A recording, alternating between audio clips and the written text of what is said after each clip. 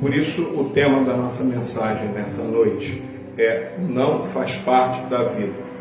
Nosso texto áudio está em 1 João, capítulo 5, versículo 14. Diz assim o texto bíblico: e esta é a confiança que temos nele, que se pedirmos alguma coisa, segundo a sua vontade, ele nos ouve. Vou repetir.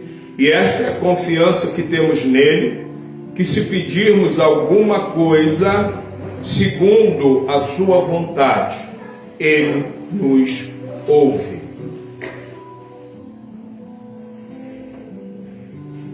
Eu já vi algumas publicações, alguns livros evangélicos, inclusive falando sobre oração. Mas, sinceramente, eu nunca vi nenhuma citação a esse versículo. E esta é a confiança que temos nele, que se pedirmos alguma coisa segundo a sua vontade, ele nos ouve. Por que isso? Assim como um filho, ele pede para o seu pai, para a sua mãe, alguma coisa que ele deseja ou que ele precisa, então nós também pedimos a Deus, nós também solicitamos a Deus. Agora, o que nós temos que entender, que assim como nós que já somos pais, as irmãs que são mães, tudo que os nossos filhos nos pedem, nós concedemos? Não. Por quê? Ou porque não é o momento, ou porque nós sabemos que aquilo não vai ser bom para ele. Um filho que peça, por exemplo, uma moto. Uma moto é uma coisa boa? É boa se utilizada com prudência. É boa se for utilizada somente como transporte. Agora, do jeito que vários jovens costumam utilizar, inclusive o número de acidentes, acidentes fatais, aleijamentos, pessoas que ficam paraplégicas,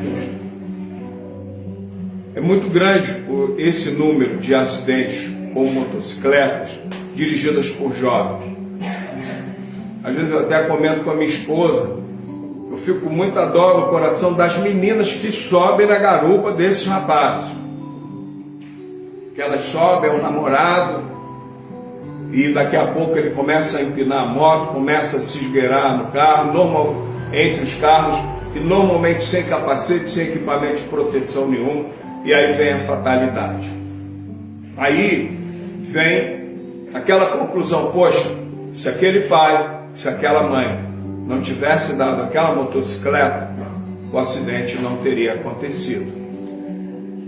Então, no nosso caso, em relação a Deus, ele é o nosso Pai. E Deus, como ele conhece o presente, mas conhece o passado e também conhece o futuro, ele sabe exatamente aquilo que é bom para nós e aquilo que não é. Observem que até quando a gente pega aqui os qualificativos na Bíblia sobre um obreiro, um diácono, um presbítero, um pastor, a Bíblia recomenda o quê? Que aquela pessoa não deva ser neófito, novo na fé. Para quê? Para que, ensoberbecendo-se, não caia nas ciladas do diabo. A pessoa muito nova, não é que ela não possa fazer alguma coisa no reino de Deus, pode, e tem muito campo, muita coisa para ela fazer, mas alguns cargos não. Então, às vezes um rapaz muito bem intencionado está fazendo seminário, mas não é o momento dele ser consagrado ao obreiro. Porque é necessário que ele tenha uma rodagem de mais alguns quilômetros na vida dele, para que depois sim, mais experiente, mais maduro, mais centrado, aí sim vem a ordenação. Deus não queria que aquele rapaz fosse consagrado a certo ministério. Tem pessoas que têm um chamado missionário. Hoje pela manhã, na escola bíblica dominical, nós falamos sobre isso.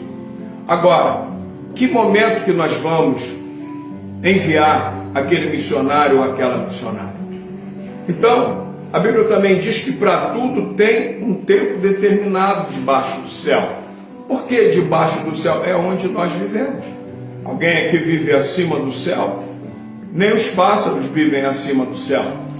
Porque aqueles que conseguem subir mais um pouquinho, chega um momento que eles têm que descer, eles têm que beber água, eles têm que se alimentar, eles têm que descansar. Então, queridos, nós precisamos entender isso na vida, particularmente na vida cristã. Eu sempre digo, nós vivemos por fé, não vivemos por fantasia. Infelizmente, em alguns lugares, muita fantasia é pregada, é ensinada, e é um ensino errado. Então se busca criar, não pela vontade de Deus, mas pela vontade do homem e do mundo, criar um evangelho onde a palavra não inexiste. Quando nós educamos os nossos filhos, desde bem pequenos, nós ensinamos: não sobe aí, porque você pode cair. Não mexe com a faca, porque você pode se cortar. Não acende o fogo no fogão, porque você pode se queimar.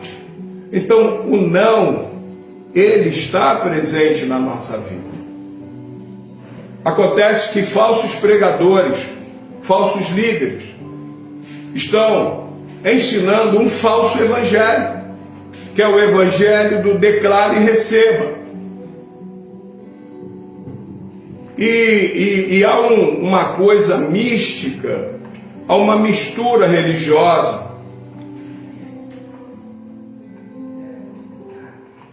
Vão sendo incorporados a este falso evangelho preceitos meramente humanos. Você vai falar, você vai declarar e a coisa vai acontecer, porque há poder na sua palavra. Qual foi um imbecil? De que sanatório esse camarada fugiu para ficar ensinando esse tipo de heresia? Não é assim, meus irmãos. Existe a vontade soberana de Deus. Ela é sobre tudo e sobre todos. Deus não é um pai frouxo, que você fica pedindo, tá bom, filhinho, não grita não, porque o vizinho pode ouvir papai e vai te dar. Deus não faz assim. Deus diz não, é não, e acabou. É assim que é. Deus diz a bodes e a ovelhas. Aí, os bodes estão à esquerda de Jesus, as ovelhas estão à direita. As ovelhas vão entrar no reino de Deus, vão morar no céu, vão ter vida eterna com Jesus. Os bodes vão ser lançados no lago de fogo e enxofre, que a Bíblia diz que é a segunda morte.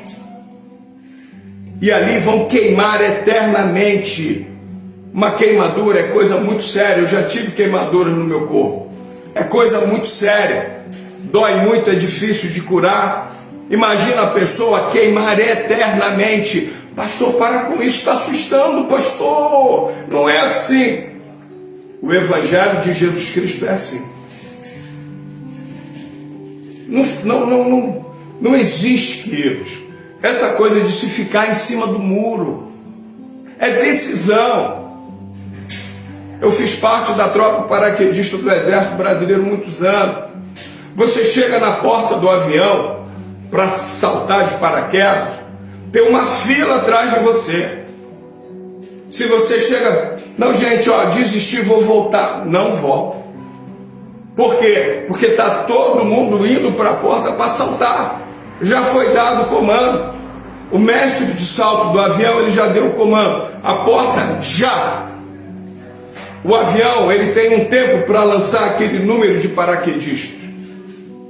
Às vezes pode ser um número pequeno, de 4, de 10, de 20, de 40, de 80. Imagina você, 80 paraquedistas, você querendo voltar na porta. Já foi dado o comando. Jesus já te deu o comando. Entre no meu reino hoje. Vai ficar em cima do muro? Por quê? Vai ficar titubeando? Por quê?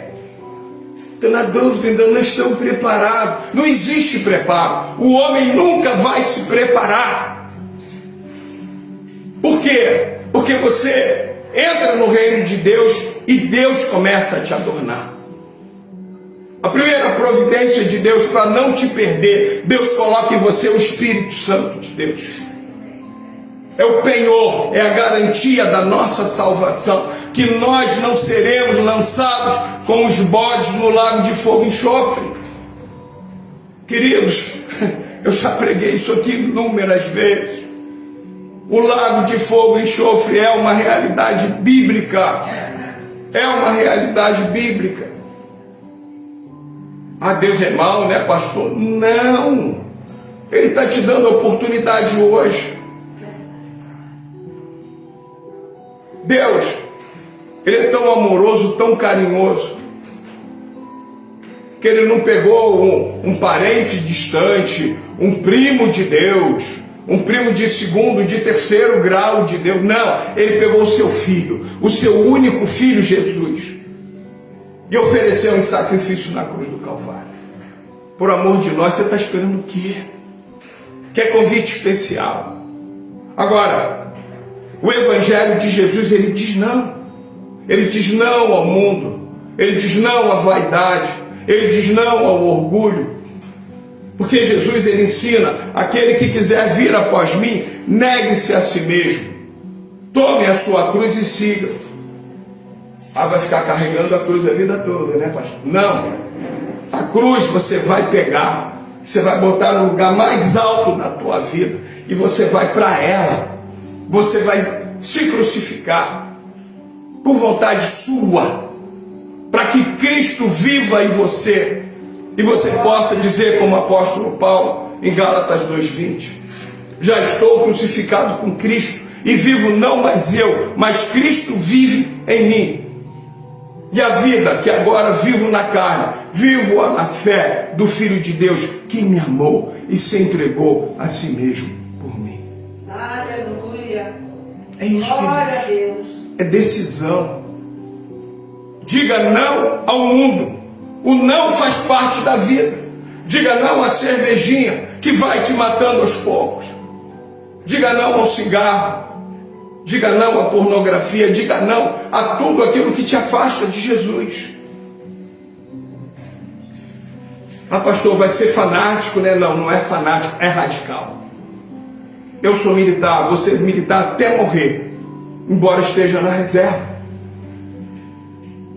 Eu sei as minhas atribuições como oficial do Exército. Eu sei a conduta que eu tenho que ter perante a sociedade, porque eu represento o Exército aonde eu for, esteja fardado ou não, como é o meu caso nessa fase da vida. É a instituição de maior credibilidade no Brasil. Se o Exército, uma instituição secular, é o que é, imagina o reino de Deus, irmãos. Com muito mais razão, você se torna um cristão, você não tem mais o direito de ficar se escondendo, de ficar andando nas sombras, até porque toda sombra é treva e Jesus é luz.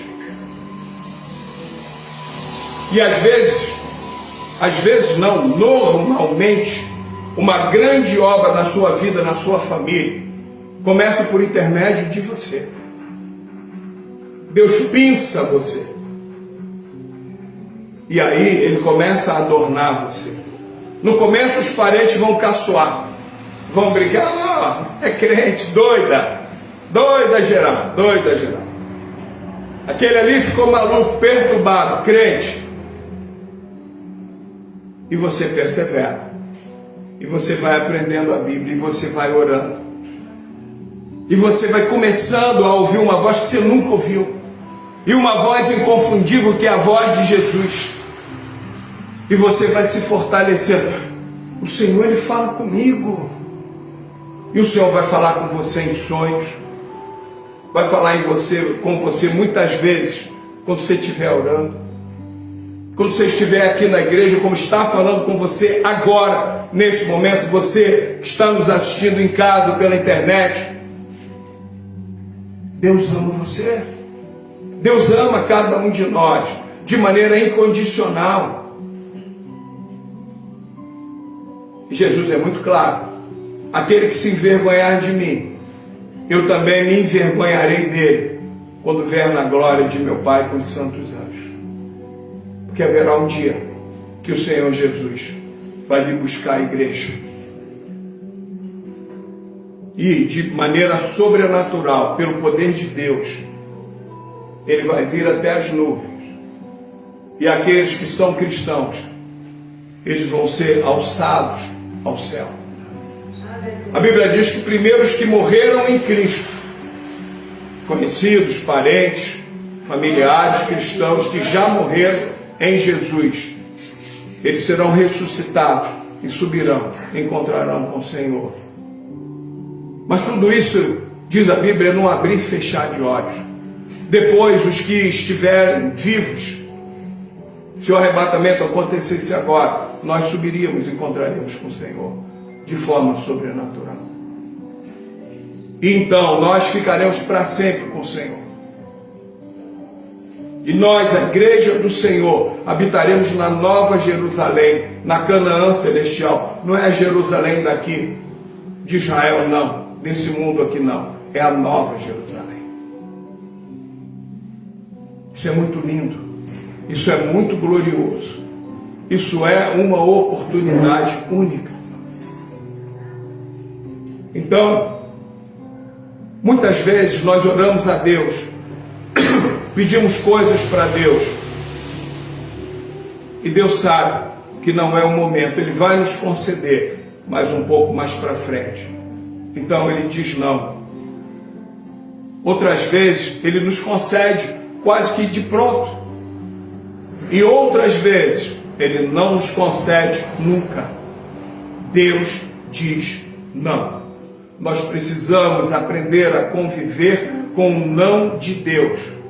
Porque assim como um pai ou uma mãe que já viveu mais do que os seus filhos, aconselha, orienta os seus filhos a não fazer determinadas coisas, a não usar droga, a não fumar maconha. Eu lembro que meu pai falava para mim e para os meus irmãos: não fuma cigarro nunca. Porque se você não fumar o cigarro, dificilmente você vai fumar maconha quando você crescer. Então, dentro da realidade dele, da sabedoria dele, eu nunca mais me esqueci disso. E mais, o meu pai incentivava para que nós fôssemos atletas, de qualquer modalidade esportiva. Porque o atleta, normalmente, ele está mais afastado desse mundo de drogas. E o meu pai não tinha Cristo, por isso que ele não nos ensinou o que eu estou ensinando para vocês hoje, como pastor.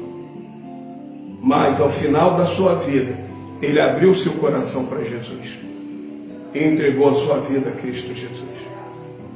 E hoje, para a glória do nome do Senhor, meu pai dorme no Senhor.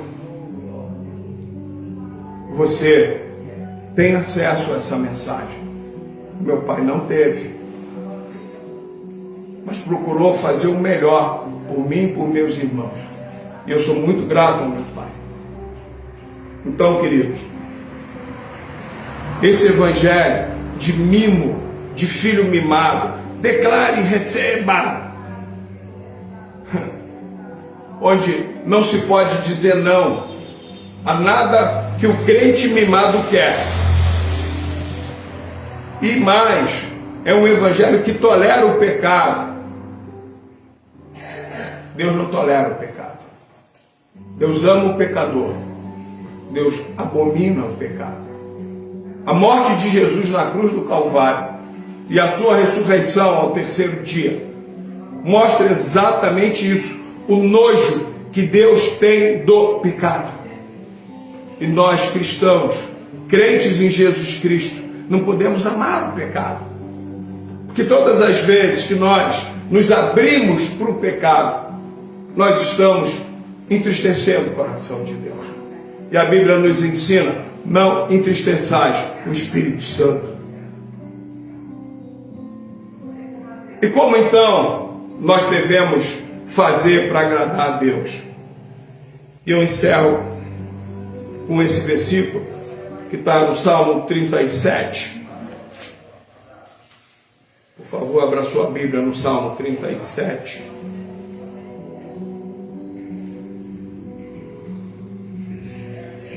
Que diz assim: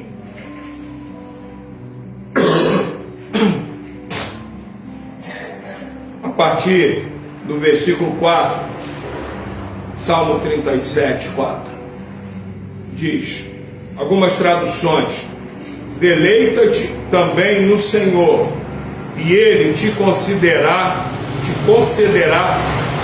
o que deseja o teu coração. Deleita-te também no Senhor, e Ele te concederá o que deseja o teu coração. A tradução Revista e Atualizada diz: agrada-te do Senhor, e Ele concederá o desejo do teu coração. Como é que nós agradamos a Deus, irmãos? Qual é a forma de nós agradarmos Deus? Tirando os nossos pés do pecado, nos tornando pessoas sérias aos olhos de Deus. A gente quer sempre ser aprovados pela sociedade, pelo grupo onde nós estamos inseridos. Não. Nós precisamos ser aprovados por Deus. Agrada-te do Senhor. Se faça agradável a Ele. Se ofereça ao Senhor. A única coisa que nós temos domínio aqui nessa terra é o quê? É sobre o nosso corpo.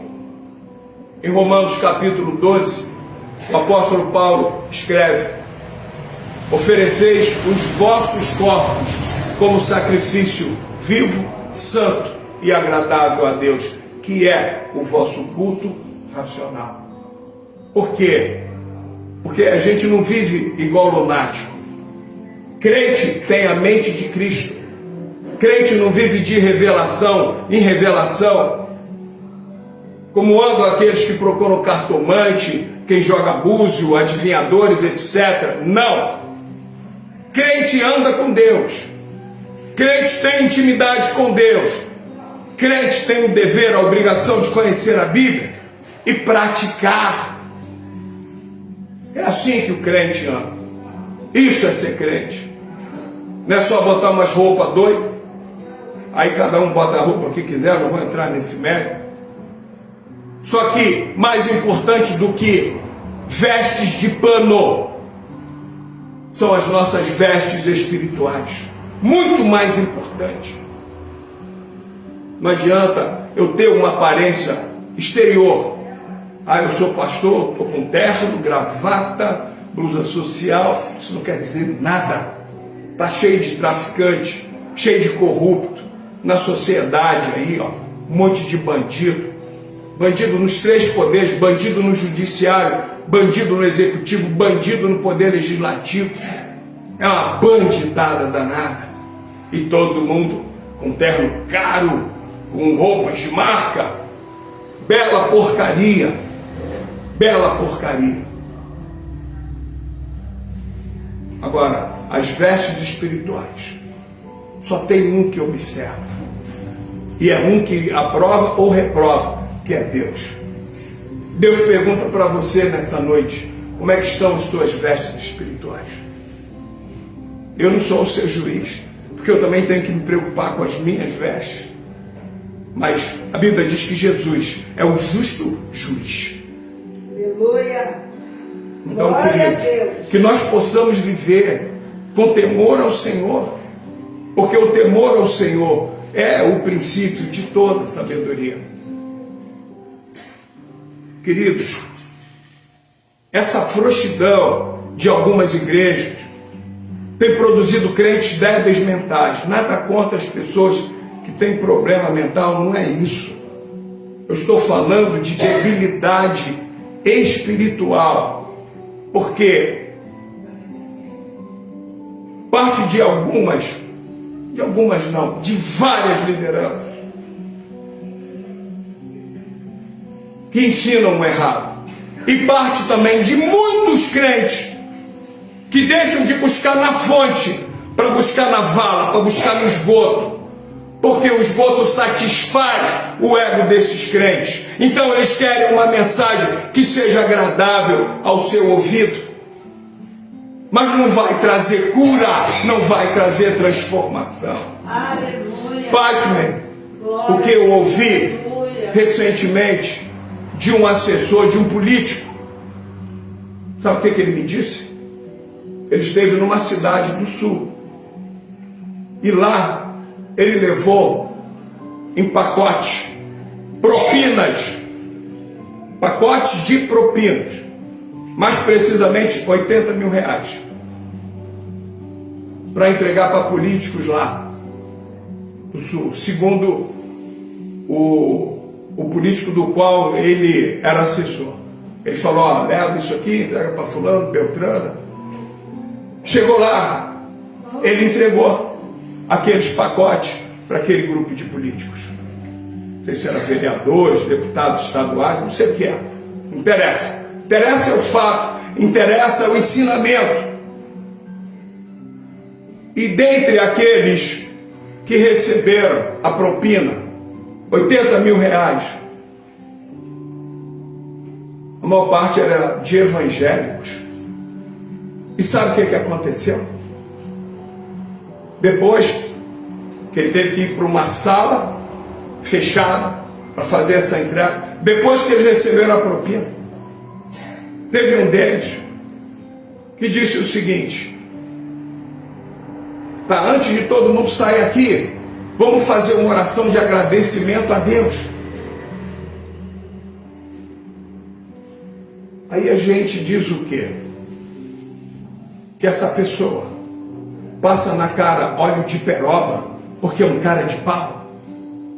Que essa pessoa perdeu completamente a vergonha? Que essa pessoa, a gente vai adjetivar como? Do púlpito aqui não me cabe.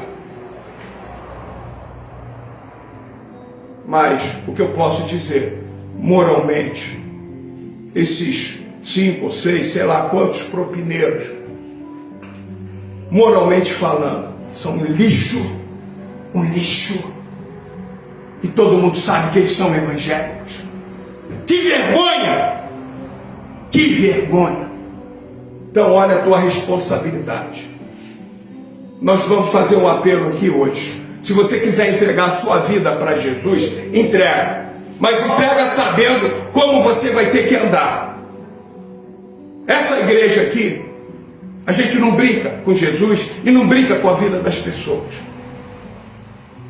É claro que o nosso desejo é que o Senhor salve, liberte, batize com o Espírito Santo o maior número de pessoas. Mas saibam a causa que vocês vão abraçar. Que aqui tem jovens, tem adultos, que quando chegarem lá adiante e vir o carrinho da propina, vocês façam igual José fez na casa de Potifar, fugindo da mulher de Potifar. Fujam, corram, sumam, desapareçam, nem fiquem perto disso.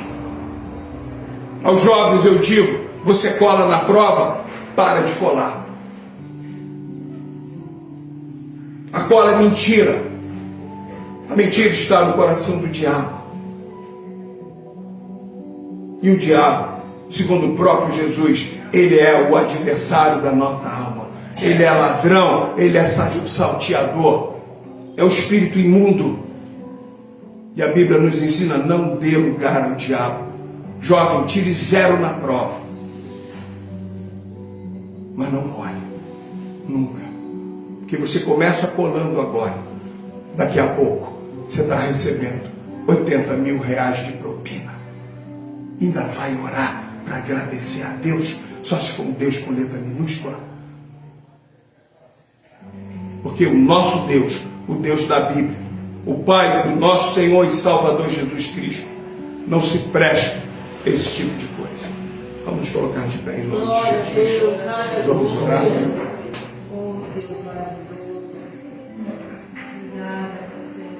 Louvado seja o nome do Senhor. O não faz parte da vida. O não de Deus para nós